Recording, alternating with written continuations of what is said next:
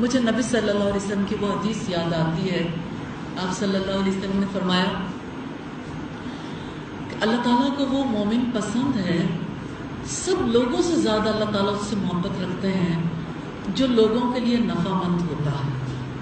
آپ لوگوں کے لیے کیسے نفع مند ہو سکتے ہیں؟ سب سے پہلی بات تو یہ ہے کہ جو خطرہ ہے اس سے لوگوں کو بچا لیں. انبیاء سب سے زیادہ بینیفیشل تھے، سب سے زیادہ پروڈکٹیو انبیاء تھے. انہوں نے انسانوں کو اللہ تعالیٰ کی ناراضگی سے بچایا، اللہ کی آگ سے بچایا. آخرت کے بینک میں جو کچھ ڈپازٹ کر سکتے ہیں ڈپازٹ کرنے کے لیے اعمال سکھائے، اور اس سے جو کچھ کم ہو سکتا ہے ان ایسے اعمال کے کرنے سے بچا لیا. الحمدللہ.